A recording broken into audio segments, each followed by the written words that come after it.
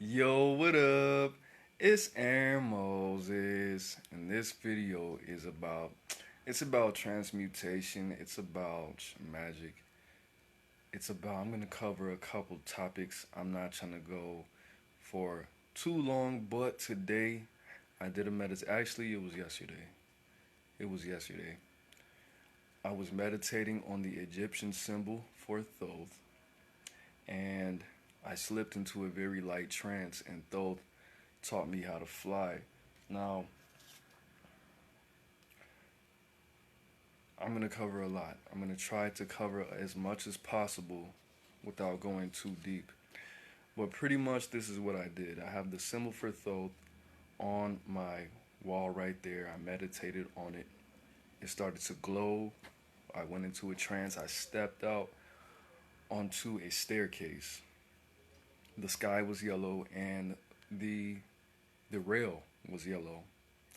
And a voice told me to just get on the rail and jump off. You'll be able to fly, because he was flying. He was dressed in green.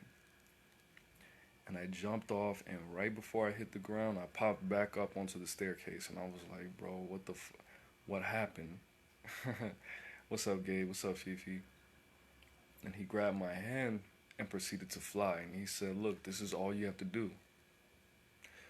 When I let go of your hand, what I want you to do is reverse what I now know as the G-force, which is, I have the definition up right here. I'm not Dolo the Pilot Man, and I'm not Young Pharaoh, so I don't have all the science stuff in a meditation. I don't have all the science stuff and all the definitions down pat. But G-force is a force acting on the body as a result of acceleration or gravity, described in units of acceleration equal to 1g. For example, a 12-pound object undergoing a g-force of 2g experiences 24 pounds of force. Then it says, see more acceleration of gravity. So pretty much what it is however fast you would hit the ground from, say, 20 feet in the air, all you have to do is will that amount of acceleration. I don't want to use words I don't understand. Acceleration, velocity, the speed the speed and the amount of force in which you would hit the ground. Reverse that to keep yourself levitating, okay? And then for you to go forward, you would have to will yourself forward with the amount of force that would push your however much pound body forward, okay? And that's how you fly. And that's what Thoth taught me yesterday. But I want you guys to take this, and I want you guys to apply it to different areas in your life, okay? I want you to apply this to your health, your happiness, your financial freedom, and your mental health, your emotional health, okay, your spirituality, okay? Because the mantra that I'm using is, I am healthy, I am happy, I am free. I am healthy, I am happy, I am free.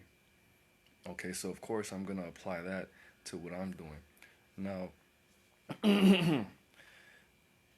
this is a form of transmutation. Now, a lot of people like to do a lot of things, like to say a lot of things, like to put a lot of information out there that may or may not be true. It's not true. But I don't personally, I don't retaliate with that darkness, or what you guys call it.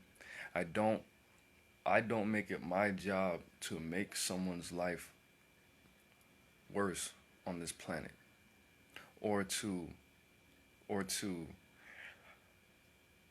bring down someone's experience, because that's not my job. Am I saying I turn the other cheek? No. What I do is I serve. When people do harm to me, I serve. And because they were in the wrong, because they overreacted, because they offended me, I help other people. And that sends a signal to the universe, hey, AaroniMoses is doing his thing. So the people that's harming him, let's protect him, because he doesn't deserve this. Okay, so all these free readings and all these things that I do, all these videos, it's not it's not simply because somebody is offending me or someone has attacked me, but that's one of the benefits to being a servant. Because if people deserve it, the universe is going to protect the servants. Okay, that's what it means in the Bible. The meek will inherit the earth. Not saying that I'm meek, but I'm not gonna put your picture in a jar of vinegar and piss in it and bury it in the cemetery. I don't do that. I do that during emergencies. I'm not gonna lie. I do that during emergencies when I'm impatient, and I also get a spanking from that myself. When the universe told me, "Hey, you don't have to put any negativity into the world. You don't have to inflict any pain on anybody's life just because they, negatively influenced or inspired you to feel things that you don't want to feel. Just take care of the people will take care of you, all right?" So, anyway, you could use that. As far as flying, that's pretty much like the same principle as, if you want super speed, how do you move in super speed? How do you run with super speed? All you have to do is perceive time slower than what it actually is moving and take more steps per second. All right?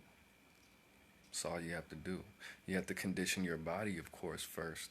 Then you have to mentally slow down time and take more steps per second. Super speed. Boom. I want you to do research on a phrase called bullet time. That'll give you a better idea on how to do this. And we've all done it. We've all done it. Right?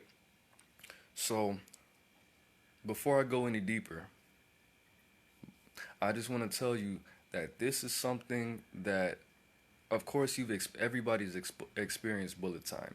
This is not something that you need to be working on, and I misspoke with my last post. This is not something that necessarily needs to be worked on for, 10, 15, 20, 30 years. This is something that takes a specific level of understanding, a specific level of wisdom, a specific type of knowledge. How you doing, Mary? I missed you too.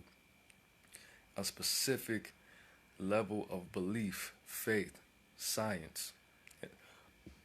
Because with specific cultures, your chi or your ki, your energy doesn't actually mean the level of energy that you have. It means your state of mind, your level of wisdom, your level of understanding, the viewpoint, your awareness, your focus. It doesn't necessarily mean that you are a 350-pound bodybuilder that can lift 1,000 pounds with one arm. That doesn't mean that you have more chi than somebody that's 125 pounds and 5'3". They can have the same level of chi. It's a mental thing. So as long as you shift your level of your awareness in specific areas and specific ways, you can have this ability tonight, depending on who you are and what you are. To be totally honest with you, you could jump out.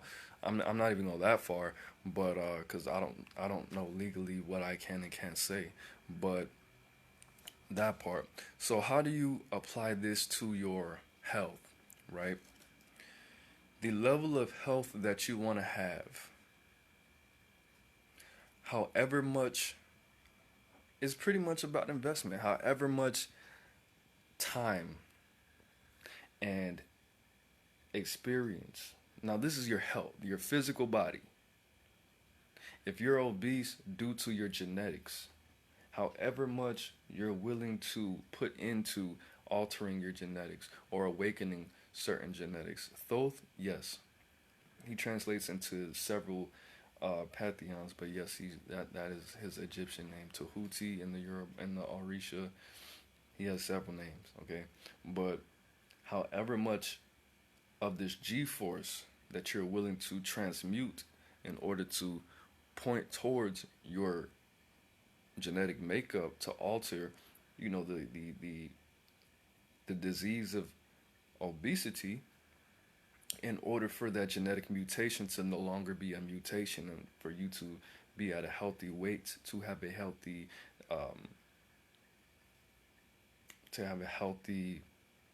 appetite in certain things and metabolisms. That's the amount of G-force, metaphorically, that you have to put into it for you to be able to metaphorically levitate and to be at a healthy weight, or at your ideal weight. You know, with your mate, if you're a man, however much, let's say you have a specific level of understanding or misunderstanding, you want to have an outstanding understanding, you know, as far as attracting, you know, eights and nines and tens, however much you've missed during your development socially, that's the amount of trauma that you have to put yourself through. Okay, in order for you to get to, for you to levitate, metaphorically, for you to get those eights and nines and tens. You know, as a woman, same thing applies to you. However, whatever level of masculinity or femininity that you want your man or woman to have, that's the amount of learning.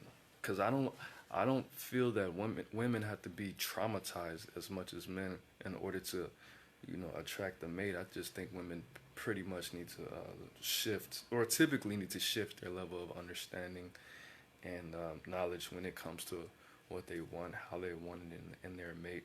Now, as far as money, we have, let's say you want $1 million. $1 million is $1,000 a day for 1,000 days. How much, whatever it is, education or experience do you need in order for your mind, for you to draw that $1,000 a day out of your mind? You know, plus that $150, $200 that you might need for you to survive, you know, every couple days for you to survive. So we'll put it at $1,200 a day, $1,250 a day for 1,000 days in order for you to hit that $1 million mark.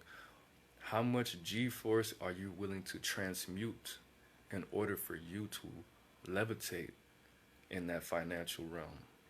Okay? Now, when it comes to your mentality, how much G-force are you willing to put behind cutting all ties with negative people, surrounding yourself with positive people? How much are you going to traumatize yourself in order to be able to socialize with a different class or vibration of people in order to get your goals accomplished? And in order for you to place yourself in a new environment. And you might have to work on all these things. You know, changing your environment is going to take a specific amount of G-force. You know, finding a new mate, working on your health. You know, those things are going to take, you're going to have to metaphorically levitate. It's going to take you knowing how much pain or sacrifice needs to be present in your life. Taking that same potential and flipping it, okay, and transmuting it and turning it into something useful so you don't smack your face on the ground. And that takes research, that takes understanding, that takes science, that takes goals, and that takes experience.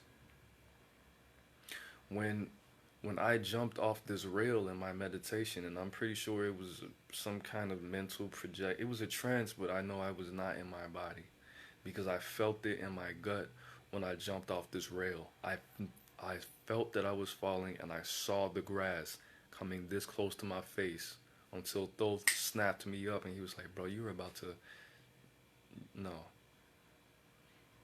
And then he held my hand, took me off the rail, and dropped me like a little baby bird.